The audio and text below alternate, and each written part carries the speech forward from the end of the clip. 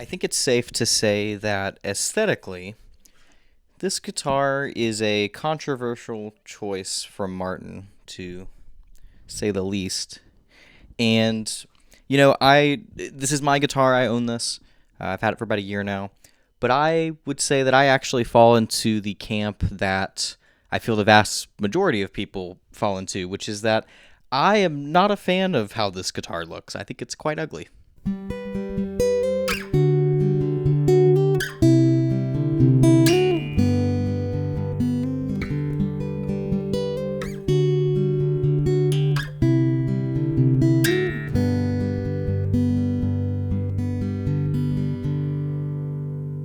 This is the Martin D Jr., or Dreadnought Jr., as it says on the label inside the body here.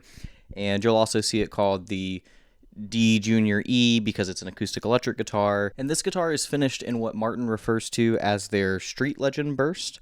And it's a relic look. Notice I didn't say relic because this guitar is not relict.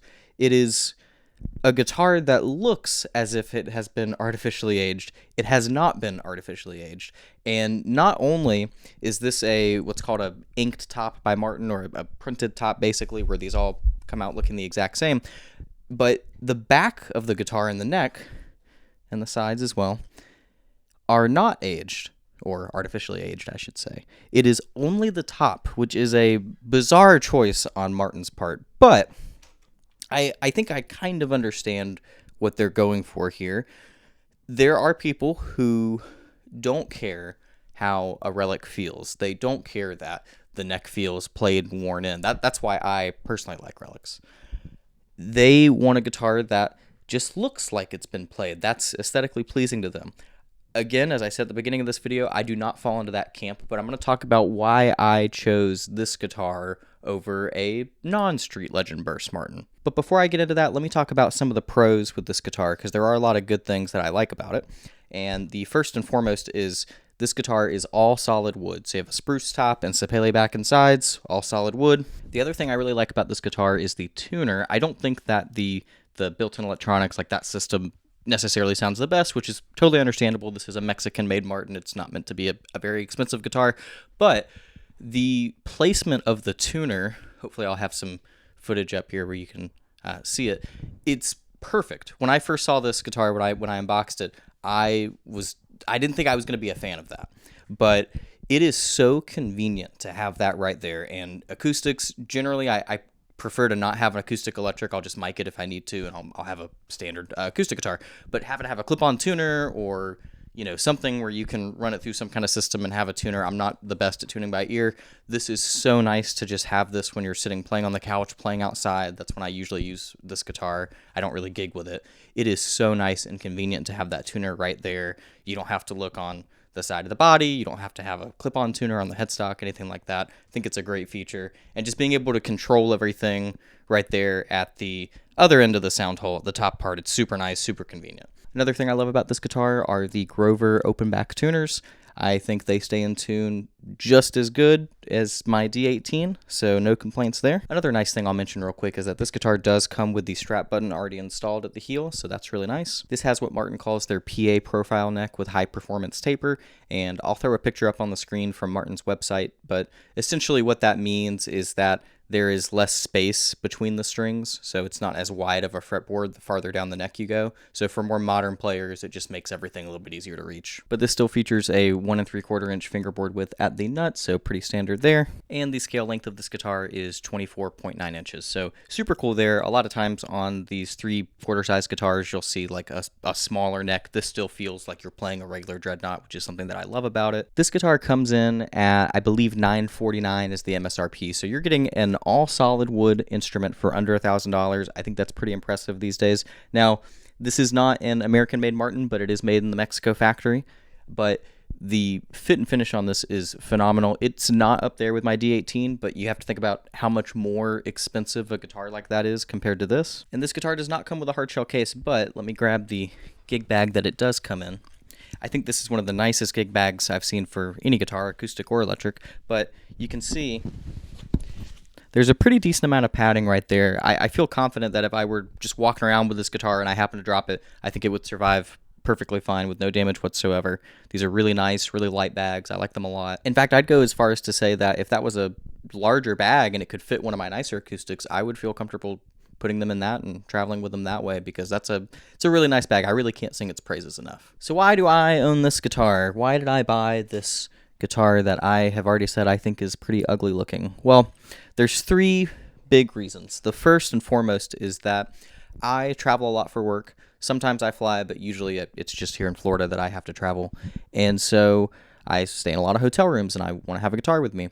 There are times where I'll take one of my more expensive guitars, but there are times where I know the guitar is going to be left in a car.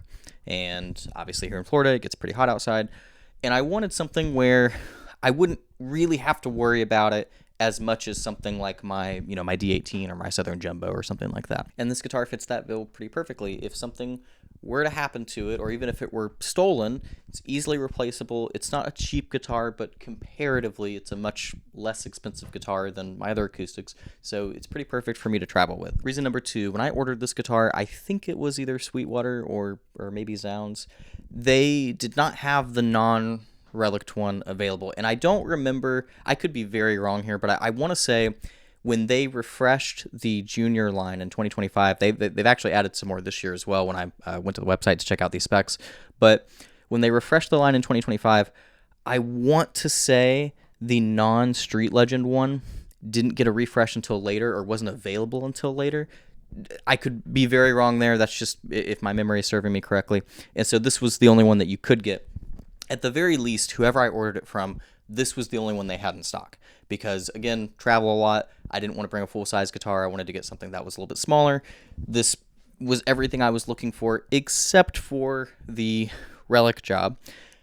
And that actually brings me to my third point, which is that I was really curious about these. I wasn't willing to drop the money on the D18 or the D28 Streetlegend just because, as intrigued as I am, I just, my local guitar store never gets stuff like that in, and the only way that I would really realistically get to play one is if I just bought one online. I wasn't willing to get one of the more expensive ones, so when this came out, I was like, man, maybe I can finally check that out. I don't like it, but I'm just so curious, and I kind of want to see, is it true? Did Martin really make this guitar where this is just basically printed? I thought that was so odd. But they did make it, and this is it. I'm holding it. Would I recommend this guitar, I think, is the next big question. And honestly, with the other options you have right now, with the junior line, they're putting out such great stuff. I think that this is a very good guitar, and this would serve you well for many, many years. I probably wouldn't get the Streetlegend one. And, if I could go back, I would still get it, just because I kind of think it's funny to have a guitar like this that's relict, but it's not. And, I will add one more thing to this, and that's that I took this to my friend Kenny's house, and he actually thought at first that this guitar had just been played a lot. And so I'm talking about somebody who is not a musician, does not play guitar. And, to the untrained eye, this might do it if you want someone to think that you have a guitar that's been beat up. But, that's not even why I play relic Fenders. So, but if for some reason that's what you want in a guitar, which, people must want, right? Because Barton is selling these. So it's a little confusing. But I think there must be people out there who really do just want it to look beat up, and they don't care as much about the whole guitar looking beat up or the neck playing a certain way. And so I feel like I'm kind of going off on this weird rant here. But yeah, the Dreadnought Junior E and Streetlegend Burst, I think it's a great guitar. I could do without this stuff. Maybe over time, as I play this guitar more and more and it gets actual scratches and dings and scuffs, it will look better. I don't think so, but, maybe. But thank you guys so much for watching. If you are potentially in the market for something like this, I hope that this video helped you. Please be sure to like and subscribe. Stuff like that really helps out the channel. And I will see you guys in the next one. Bye.